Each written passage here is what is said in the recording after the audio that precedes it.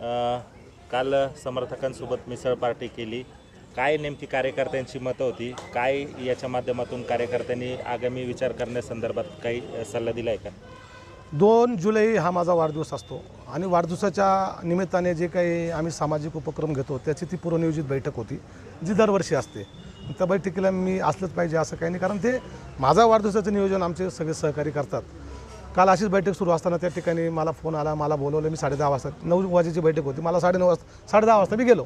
गेल्यानंतर त्या ठिकाणी अनेक लोकांनी ज्यांनी घडवलं, ज्यांनी मला इथपर्यंत पोहोचवलं, ज्यांचे अधिकार ज्यांचा माझ्यावरती आहेच आणि ज्यांचं योगदान आहे अनेक लोकांचं, जे माझ्या प्रभागातले नागरिक होते, ज्यांच्या मतावर आम्ही 4ही नगरसेवक निवडून आलेले, अशा लोकांनी मला इथं बोलवलं आणि त्यांनी मला काही बरेच माझी कान उघडणी त्या ठिकाणी त्यांनी केली, कारण तो त्यांचा अधिकार आहे. त्यांनी जे सांगितलं त्याच्यात सत्यता आहे. सत्यता अशी आहे, 30 वर्षापासून शिवसेना पक्षाशी मी एकनिष्ठ म्हणून काम करतो आहे. कार्यकर्ता, शिवसैनिक, शाखाप्रमुख ते आजपर्यंत इथे आहे. परंतु यापूर्वी माझ्या मागून आलेले लोक आमदार, खासदार, मंत्री होऊन पदं घेऊन निघून गेले. आम्ही निष्ठावान लोक आहे, आम्ही शिवसैनिक आहे आणि शिवसैनिक कधी चमकोगिरी करून चाटेगिरी करून मीडियासमोर पण कधी आलो नाही. परंतु ज्या लोकांनी काल माझे डोळे उघडले ते सुद्धा विचार करण्याजोगे आहे. मी जेव्हा विधानसभाची उमेदवारी मागितली असेल, माझी कॅपॅसिटी असताना, निवडून येणार असताना, तेव्हा मला डावलण्यात आलेलं आहे. महापौरची उमेदवारी मागितली असेल तेव्हा मला डावलण्यात आलेलं आहे. लोकसभा निवडणुकीमध्ये 2दा खासदार जे आमचे हेमंत गोडसे होते ते आले, 2दा खासदार झाले, गेले. त्याच्यानंतर राजाभाऊ वाजे खासदार झाले. सगळ्यांनीच त्यांना योगदान दिलं, पण त्याच्यामध्ये अग्रस्थानी विलास शिंदे होते. आणि त्याच्यानंतर मला वाटलं होतं की माझी बढती होईल, प्रमोशन होईल, पण तसं काही झालं नाही.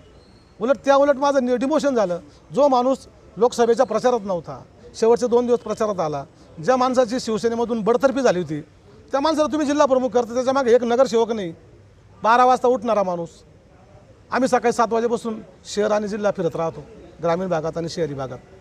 आम्हाला वाटलं तर आमचं प्रमोशन, पण बोलायचं केव्हा आमच्या भावना कधी आम्ही व्यक्त नाही केल्या. आमच्या पक्ष नेतृत्वानं सांगितलं, संजय राऊत साहेबांना भेट घेऊन सांगितलं, त्यांना आम्ही सांगितलं आमच्या भावना व्यक्त, त्यांनी ऐकून घेतलं. येत्या 10-20 दिवसात आपण निर्णय घेऊ, असे पुढच्या आठवड्यात घेऊ म्हटले होते, पण ते झालं नाही. काही त्यांचे दौरे असतील. परंतु हे सगळं ज्युनियर माणसाच्या हाताखाली काम करायचं का?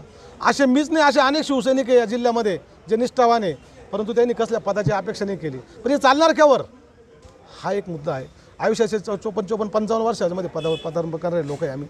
30-30 वर्ष संघटनेत काम करतो आहे. मग चापलुसी करून चमकोगिरी करून जर मिळत असेल तर असे पदं नको आम्हाला.